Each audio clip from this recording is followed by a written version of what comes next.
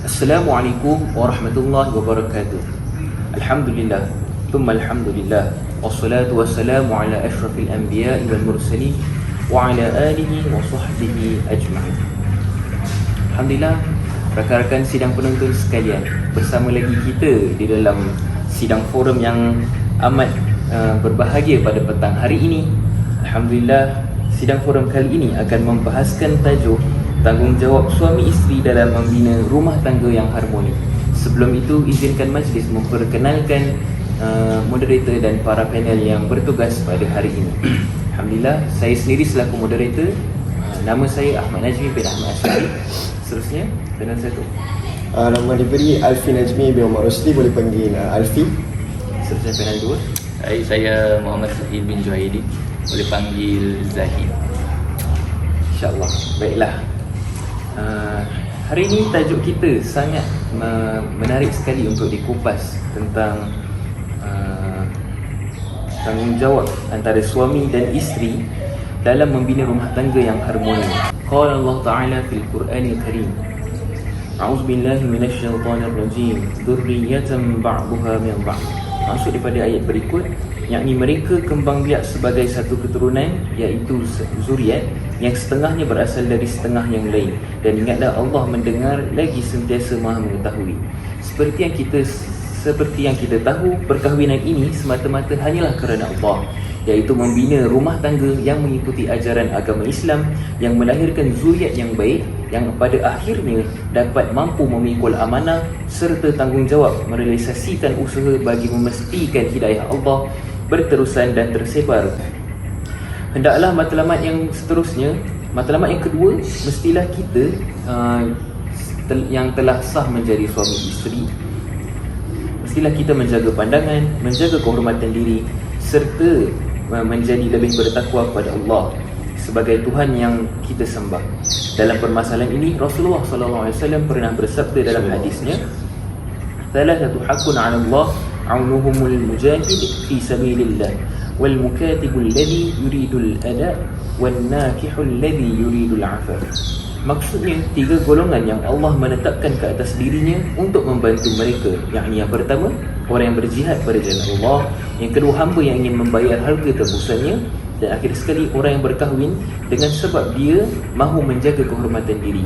Jadi, selaku kita sendiri sebagai hamba yang belum berkahwin, haruslah menjaga pandangan. Apatah lagi jika kita sudah ada pasangan isteri kita, haruslah kita lebih menjaga pandangan seperti yang dimention oleh Nabi dalam hadis sebentar tadi.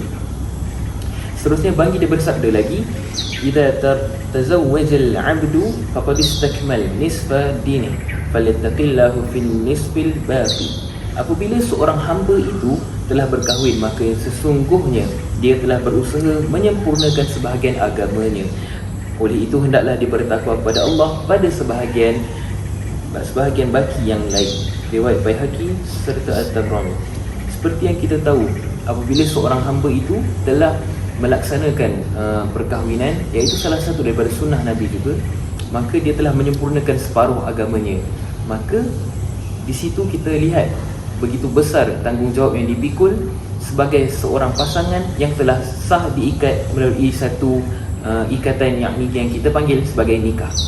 Jadi, sebagai calon suami dan juga calon isteri, sebelum hendak membuat perkahwinan, hendaklah kita memilih pilihan yang terbaik sebagai calon isteri atau pasangan kita.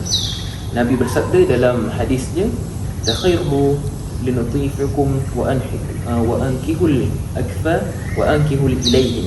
Hendaklah kalian membuat pilihan, iaitu bakal isteri yang terbaik untuk bakal zuriat kalian, dan hendaklah kalian berkahwin dengan sekufu, dan kahwinlah mereka dengan yang perempuan yang sekufu. Riwayat Ibnu Majah. Kalau daripada dalil yang lain, daripada surah An-Nur ayat 26, "A'udzubillahi minasyaitonir rajim, al-khabithatu lil-khabithin wal-khabithuna lil-khabithat wat-thayyibatu lit-thayyibin wat-thayyibuna lit-thayyibat ulaika mubarri'una mimma yaqulun lahum maghfiratun wa rizqun karim." Lazimnya perempuan yang jahat untuk lelaki yang jahat. Jadi lelaki yang jahat pula untuk perempuan yang jahat. Sebaliknya pula, jika perempuan yang baik, maka untuk lelaki yang baik. Dan sebaliknya pula, lelaki yang baik untuk perempuan yang baik. Mereka yang baik itu bersih dari tuduhan yang dikatakan oleh orang-orang jahat, dan mereka yang baik itu beroleh pengampunan dari Allah melalui pengurniaan yang mulia. Jadi sudah kita fahami bahawa setiap calon suami dan isteri itu mestilah sekufu, sama dari segi sifat mereka. Dan seterusnya, seorang lelaki yang baik haruslah memilih perempuan yang baik, yang mampu bersama-sama membina masjid atau membina hubungan ikatan nikah mereka untuk bersama-sama melahirkan zuriat yang dapat seterusnya menyebarkan lagi agama Islam di dunia ini. Tanpa melengahkan masa, saya mempersilakan panel 1 untuk membahas tentang definisi perkahwinan. Saya persilakan. Okay, baik. Terima kasih sahabat moderator saya Ahmad Najmi. Okey, atas apa yang telah diajukan daripada sahabat kita, apakah saya terus masuklah ya. Apakah yang boleh dimaksudkan ataupun yang boleh didefinisikan sebagai perkahwinan ini? Secara umumnya, maksud perkahwinan ini ialah akad yang menghalalkan di antara lelaki dengan perempuan, di mana mereka ini hidup bersama dan menetapkan tiap-tiap pihak daripada mereka hak-hak serta tanggungjawab. Maksud kat sini, apabila kita sudah melafazkan akad perkahwinan, kita daripada masing-masing pihak lelaki dan pihak perempuan, kita masing-masing telah diamanahkan oleh Allah SWT amanah yang cukup besar. Jadi kat sini kita hendaklah sebagai umat Islam, kita hendaklah galas amanah tanggungjawab tersebut supaya kita punya urusan rumah tangga itu menjadi harmoni. Apabila kita mengikut daripada apa yang telah diatur secara teratur oleh Allah SWT, kita insya-Allah kita mendapat rumah tangga yang teratur, yang murni, yang gembira dan sebagainya. Jadi kat sini dalam arti kata lain, suatu akad yang menghalalkan persetubuhan dengan sebab perkataan yang mengandungi lafaz nikah, perkahwinan dan sebagainya. Di dalam Al-Quran terdapat banyak ayat mengenai persyaratan perkahwinan, dianjurkan secara langsung ataupun tidak langsung kepada manusia sesuai dengan tuntutan fitrah semula jadinya. Berikut dinyatakan beberapa ayat Al-Quran mengenai pasal perkahwinan. Saya bacakan dahulu. A'udzubillahi minasyaitanir rajim. Wa in khiftum alla tuqsitu fil yatama fankihu ma taba lakum minan nisa'i mathna wa thulatha wa ruba'. فإن خفتم ألا تعدلوا فواحدة أو ما ملكت أيمانكم ذلك أدنى ألا تعولوا. Di mana maksud yang saya dapat bawakan dekat sini daripada ayat Al-Quran, dan jika kamu khawatir tidak akan mampu berlaku adil terhadap hak-hak perempuan yatim, bila mana kamu menikahinya, maka nikahilah perempuan yang kamu senangi, 2, 3 ataupun 4. Tetapi jika kamu khawatir tidak akan mampu berlaku adil, maka nikahilah seorang saja atau hamba sahaya perempuan yang kamu miliki. Yang demikian itu supaya kamu tidak berbuat zalim. Jadi apa yang saya dapat kaitkan dengan firman Allah SWT dalam surah An-Nisa ayat 3 ini, apabila kita mampu untuk berkahwin, maka kita kahwin. Jika kita mampu kahwin seorang, kita kahwin seorang. Jika kita tak mampu nak kahwin, kita usaha untuk kita buatlah sunat dalam Islam ni adalah perkahwinan. Di mana kalau kita macam tidak mampu, kita kahwin seorang sajalah. Betul lah sahabat saya? Betul. Kalau macam kita macam ada harta lebih, kita mampu nak jaga daripada segi zahir dan juga batin, maka kita kahwinlah lebih daripada 1, 2, 3 ataupun 4. Maksudnya daripada segi Islam, had limit maksimum untuk perkahwinan adalah 4 saja. Betul lah? Betul. Okay. Bukan lebih Ya, betul. Okey, jadi kat sini saya tegaskan bahawa agar kita kahwinlah mengikut kemampuan kita. Di mana kalau kita mampu, maka kita kahwinlah, dan supaya kita punya urusan kehidupan menjadi lebih teratur dan menjadi lebih harmoni, insya-Allah. InsyaAllah. Okey, baik. Jadi itu saja daripada saya. Saya serahkan kembali kepada sahabat berita saya Ahmad Najmi. Alhamdulillah, sidang penonton sekalian, penjelasan yang sangat menarik tentang definisi pernikahan atau perkahwinan daripada panel 1 yang dapat kita fahami secara ringkas bagaimanakah pernikahan itu berlaku dalam Islam, serta di permulaan bagaimanakah apakah yang lebih kita fahami tentang perkahwinan itu sendiri. So, tanpa melengahkan masa, saya mempersilakan panel kedua, yakni Zahid akan membicarakan tentang tanggungjawab isteri. InsyaAllah. Alhamdulillah. Terima kasih kepada sahabat kita iaitu moderator Ahmad Najmi. Saya akan mengupas tentang tanggungjawab isteri kepada suami. Jadi seperti yang kita tahu, setelah wanita berkahwin, mereka akan dijaga oleh sang suami dan bukan lagi ayahnya. Jadi isteri hendaklah taatlah kepada suami, kerana dia lah yang akan menjaga hingga akhir nafas. Betul tak Najmi? Betul. Jadi saya akan berikan beberapa tanggungjawab isteri lah. Saya akan beri 3 saja. Tetapi tiga tanggungjawab ini amat penting kepada isteri kepada suaminya. Jadi tanggungjawab yang pertama adalah taat dan patuh kepada suami. Isteri yang baik harus patuh kepada perintah suami, tetapi bukan semua perintah suami yang perlu dia taat. Ada juga beberapa perintah yang sang isteri hendak tolak, seperti suami melarang untuk solat, melarang untuk berpuasa dan sebagainya lah. Jadi jika suami melakukan hal tersebut, sang isteri hendaklah menegur, memberi peringatan lah, agar suami bertaubat. Jadi apabila sang isteri didapati membantah perintah suami padahal dia paham, maka dia bisa diberi peringatan lah. Jadi bila nasihat tidak boleh menyelesaikan masalah, sang suami boleh memukul istrinya lah untuk sebagai pengajaran, untuk tidak mengulangi kesilapan perkara tersebut lagi ya.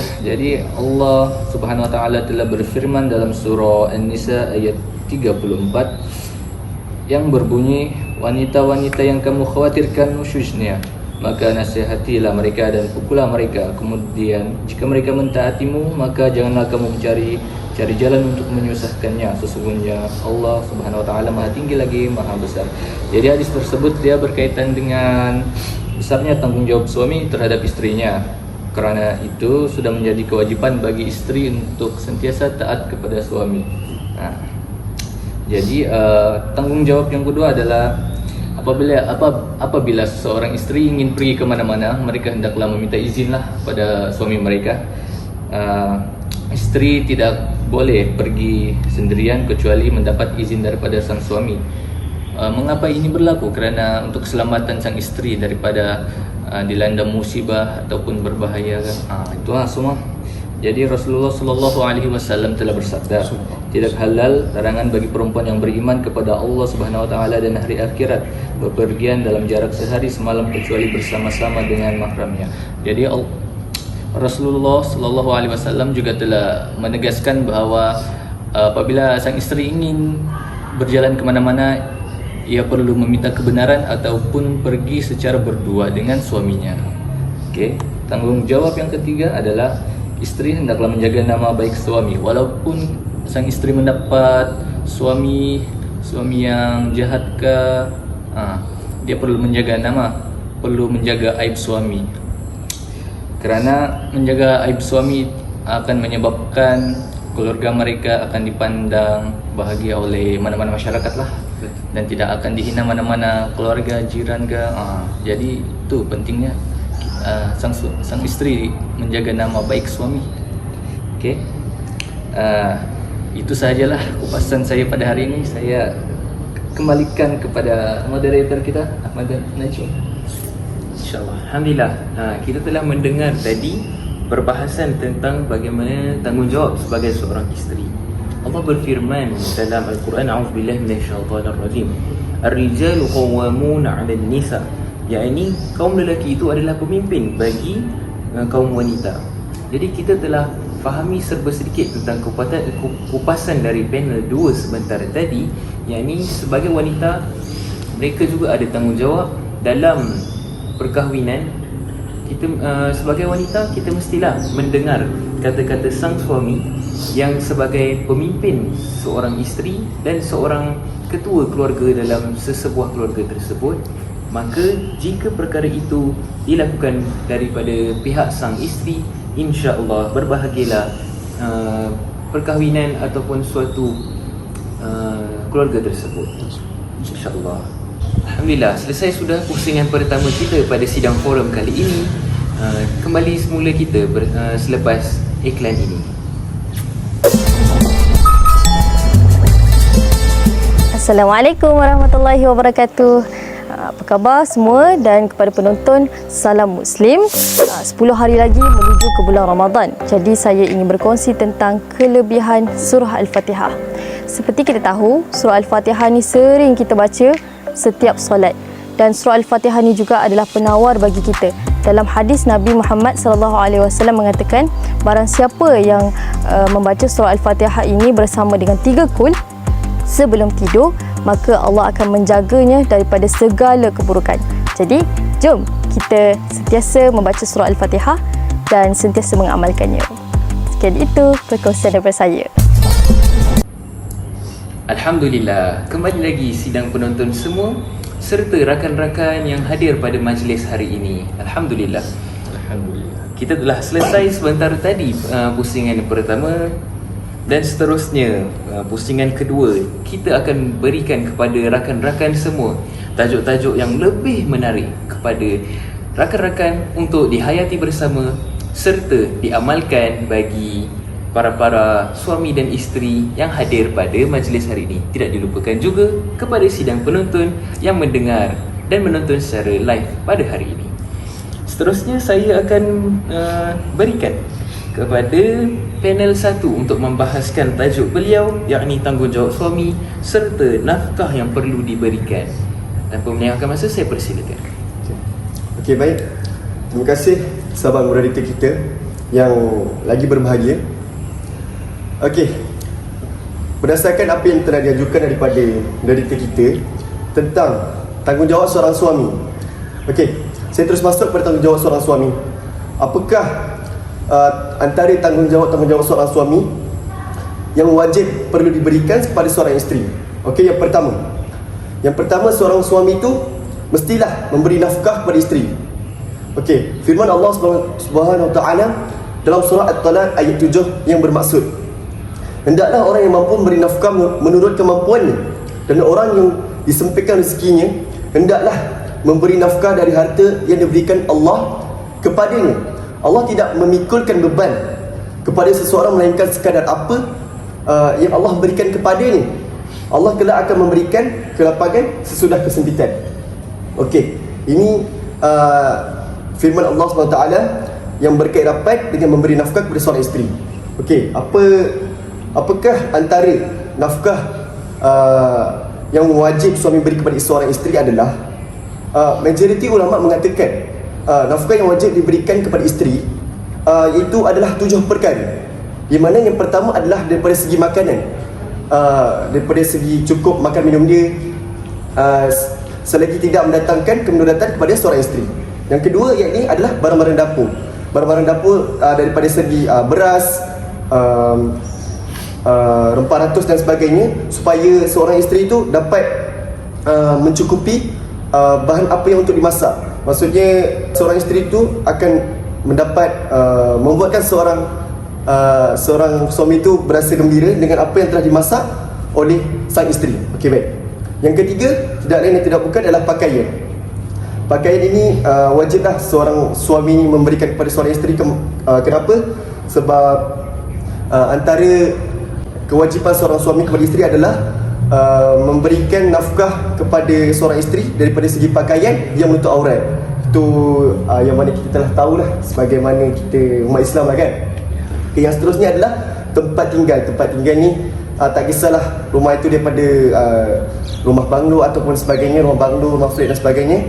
Yang penting ada tempat tinggal lah kepada apabila selepas perkahwinan itu ada tempat tinggal yang mereka untuk duduk lah.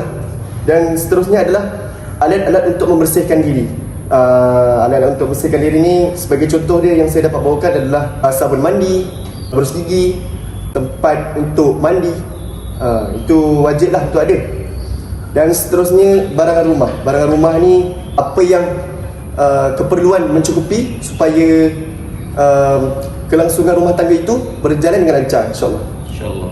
Seterusnya, pembantu kepada isteri jika sekiranya kebiasaan isteri mempunyai pembantu bagi suami yang mampu saja. Okey. Maksudnya kalau apabila setelah berkahwin, suami dan isteri ni mereka macam sibuk dengan pekerjaan mereka, maka seharusnya seorang suami untuk mencari orang gaji ataupun pembantu rumah kepada isteri untuk memudahkan pekerjaan-pekerjaan seorang isteri. Okey, baik. Para ulama bersepakat suami wajib memberi nafkah kepada isterinya, di mana ini bersandarkan kepada firman Allah SWT dalam surah Al-Baqarah ayat 233 yang tertulis di atas. Malahan ia termasuk juga sekiranya isteri mempunyai pendapatan, harta ataupun pekerjaan, kewajipan nafkah tetap dipangku oleh sang suami. Okey. Yang kedua, tanggungjawab suami kepada isteri adalah memimpin dan memelihara isteri dengan nasihat dan pengajaran, di mana sabda Rasulullah SAW yang bermaksud, berilah pengajaran yang baik kepada kaum wanita, kerana kaum wanita dijadikan daripada tulang rusuk. Adapun tulang rusuk yang paling bengkok ialah tulang rusuk yang paling atas, yang apabila engkau luruskan ia akan patah, dan apabila engkau biarkan ia tetap bengkok. Oleh itu berilah pengajaran kepada kaum wanita dengan cara yang baik. Dekat sini saya nak tegaskan bahawa tugas ataupun tanggungjawab yang paling wajib kepada seorang suami adalah ia mendidik seorang isteri dengan baik, dengan cara Islam. Jadi dekat sini apabila kita sebagai seorang suami ataupun daripada pihak lelaki, apabila kita mendidik seorang wanita ataupun seorang isteri daripada mengikut Islam, maka ia telah disusun cantik oleh Allah SWT, dan urusan rumah tangga kita akan menjadi harmoni, gembira dan sebagainya. Jadi kat sini saya menekankan bahawa juga apabila kita mencorakkan sang isteri, maka ia berbalik kepada rumah tangga kita. Ia akan membentukkan juga peribadi seorang isteri itu. Okey, poin yang seterusnya yang saya dapat bawakan untuk tanggungjawab seorang suami kepada isteri adalah menggembirakan hati seorang isteri, di mana diriwayatkan daripada Aisyah radhiyallahu anha bahawa pada suatu hari beliau pernah ditanya, maksudnya bagaimanakah sikap baginda Rasul sallallahu alaihi wasallam ketika di dalam rumah. Maka Aisyah menjawab, baginda Rasul adalah orang yang paling lemah lembut, sering tersenyum dan sering pula tertawa. Hadis ini dibawakan daripada riwayat Ibnu Sa'id. Okey, apa yang saya boleh simpulkan ataupun saya boleh ceritakan daripada menggembirakan hati seorang isteri adalah kita sebagai seorang suami ni haruslah sepatutnya menggembirakan hati seorang isteri dengan pelbagai cara pun. Dalam Islam banyak cara kita boleh gembirakan hati seorang isteri. Antaranya yang kita boleh dapat adalah ataupun kita boleh pakai adalah dengan kita memuji dia dengan cantiknya awak hari ni, macam tu kan. Maka dekat situ kita dapat menggembirakan, dan dekat situ kita juga dapat membungakan hati-hati mereka supaya mereka dapat gembira. Okey, baik. Itu saja yang saya dapat bawakan berkaitan dengan tanggungjawab seorang suami kepada seorang isteri. Okey, saya serahkan kembali kepada sahabat moderator saya.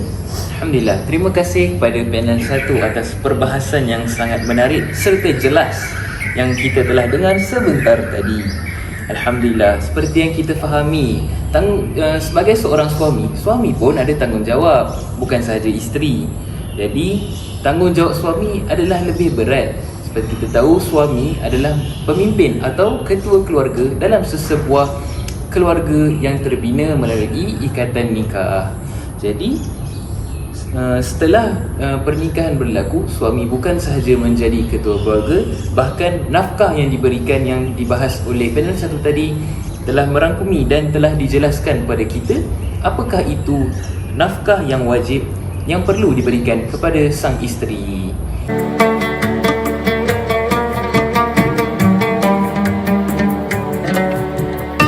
Pertama, banyakkan solat tahajud. Jangan sia-siakan waktu malam yang kita bangun untuk makan malam, untuk kita bersahur dengan tidur dan sebagainya. Jadi, bangun sebelum sahur, solatlah solat tahajud. Itu amalan yang digalakkan oleh Nabi SAW. Nombor 2, banyakkan infak. Bila kita di bulan Ramadan nak dapat pahala banyak, banyakkan infak, bagi sedekah, tolong orang fakir miskin, bayar zakat, jangan lupa. Zakat kita bayar, tapi sedekah tak kena lewat. Sebab apa? Sebab ia adalah amalan yang dilakukan oleh Nabi SAW. Nombor 3, it'amut ta'am. Bulan Ramadan, bulan yang paling mulia, paling baik untuk kita kongsikan wadah makanan ketika berbuka puasa. Alhamdulillah, untuk kita dapat rahmat dan dapat mengamalkan segala sunnah Nabi SAW di bulan. Jadi, tanpa melengahkan masa, kita akan membahas pelbagai lagi tajuk yang menarik. Saya serahkan kepada panel 2 kepada tajuk beliau, yakni ciri-ciri perempuan baik serta ciri-ciri rumah tangga yang harmoni. Saya persilakan. Okay, terima kasih kepada moderator kita yang agak segap pada hari ini. Okay, beliau telah mendegaskan saya untuk menjawab persoalan yang berbunyi ciri-ciri wanita yang soleh serta ciri-ciri di rumah tangga yang harmoni. Okay, pada saya akan mengupaslah serba sedikit ciri-ciri wanita soleh yang diinginkan oleh para jejaka di luar sana, termasuk saya. Okay, ciri-ciri yang pertama adalah berpegang kepada agama. Okay, wanita yang berpegang kepada agama ni dia mempunyai kepribadian yang unggul dalam dirinya. Siapa yang tidak mahu kan? Perempuan yang menjaga agama, menjaga solat semua, itu yang kita mahu. Memang beruntunglah mana-mana lelaki yang mendapat perempuan yang memiliki ciri-ciri tersebut. Saudara pun ingin memiliki wanita yang mempunyai ciri-ciri tersebut. Betul. Betul. InsyaAllah kalau ada, mungkin ada di Indonesia lah. Okay, yang kedua adalah manja. Okay, wanita yang manja ada jugalah beberapa lelaki yang minat dan beberapa lagi tidak minat. Tetapi bagi saya suka perempuan yang memiliki sifat manja. Betul. Kenapa manja? Kerana sifat manja dia itu boleh mencairkan hati kita. Tapi kadang-kadang boleh membuatkan lelaki menjadi keringi. Tidak selesa. Tidak selesa. Itu yang kedua. Dan yang ketiga adalah berakhlak mulia. Wanita yang berakhlak mulia ni dia dikenali juga sebagai wanita soleha. Dia hormat ibu bapa, dia hormat teman-teman, dia hormat pensyarah, semualah orang dia hormat. Walaupun orang yang dia tidak kenal pun dia hormat juga. Itu yang kita inginkan untuk untuk perempuan yang kita minati. Itu untuk ciri-ciri wanita soleh. Kita beralih kepada ciri-ciri rumah tangga yang harmoni. Okay. Ciri-ciri rumah tangga yang harmoni adalah pertama, tempat tinggal. Mengapa tempat tinggal? Kerana tempat tinggal adalah tempat yang sempurna, ya, tempat yang sempurna dan selesa untuk kita untuk kita tinggal lah. Kerana disitulah bermulanya segala di rumahlah segalanya bermula. Di sini jugalah tempat kita untuk menghabiskan masa bersama satu sama lain. Yang kedua adalah pendidikan. Anak-anak mendapat pendidikan yang mencukupi sama ada di sekolah maupun di rumah. Memberi pendidikan kepada anak-anak adalah merupakan salah satu tanda ibu bapa memainkan peranan mereka. Jadi anak-anak yang berpendidikan, mereka apabila mereka berjaya, mereka akan membahagiakan kepada orang tua mereka dan menyebabkan rumah tangga mereka masih harmonis sehingga kini. Yang ketiga adalah ekonomi keluarga stabil. Ekonomi yang stabil juga memainkan peranan dalam ciri-ciri rumah tangga yang harmoni, kerana apa yang kita inginkan kita akan dapat. Tapi tidak semestinya lah orang yang tidak memiliki ekonomi yang kurang stabil, dia tidak harmoni rumah tangga mereka. Salah, itu adalah pandangan yang amat salah. Kita ikut juga kedua ibu bapa kita bagaimana mereka menguruskan ekonomi keluarga. Jika mereka menguruskan ekonomi mereka ke arah yang berfaedah, itu boleh. Tetapi kalau ke arah yang tidak berfaedah, itu akan menyebabkan rumah tangga mereka hancur. Enggak. Jadi itu sahajalah kupasan saya pada hari ini. Saya akan kembali kepada moderator kita, Ahmad Tajmi. Dipersilakan. Alhamdulillah, sidang penonton sekalian dan para hadirin yang hadir pada majlis hari ini.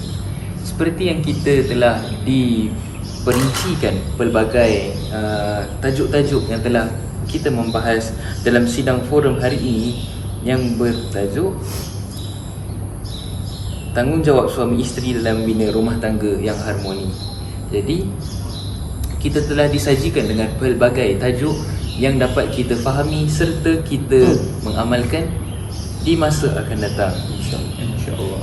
Perkahwinan ni bukan sahaja kita macam nak berseronok-seronok dengan isteri sehingga mengabaikan tanggungjawab yang lain.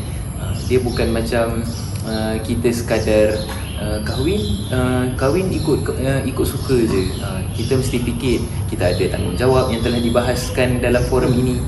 Kita mesti mengetahui tanggungjawab apa sebagai suami, apa tanggungjawab saya, sebagai isteri apa pula tanggungjawab saya, dan sebagai suami isteri kita mestilah bersatu dan bersama-sama menghasilkan komunikasi yang baik dalam sesebuah keluarga demi membina keluarga yang dibina atas dasar syariat Islam serta mawaddah, sakinah dan yang lain-lain. Saya tutup sidang forum ini dengan satu hadis daripada Nabi Muhammad SAW. Sungguhnya bersabda, maksud hadisnya, sesiapa yang ingin berkahwin kerana wanita pada kebanggaan atau kemuliaan padanya, Allah tak tambah kepadanya selain kehinaan. Siapa yang kahwin kerana harta, Allah tidak menambah selain kefakiran. Sesiapa yang berkahwin wanita tu kerana kedudukan, maka Allah tak menambah melainkan merendah kedudukannya di sisi manusia.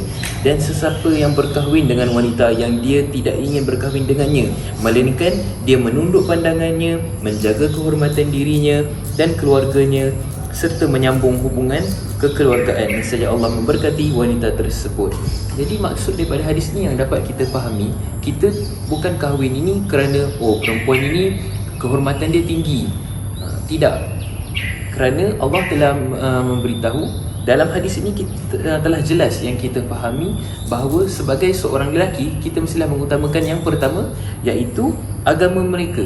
Jadi bila kita mengutamakan agama mereka, sesungguhnya sempurnalah perempuan tersebut, kerana agama itu adalah segala-galanya, kerana beliau telah menjaga pandangannya.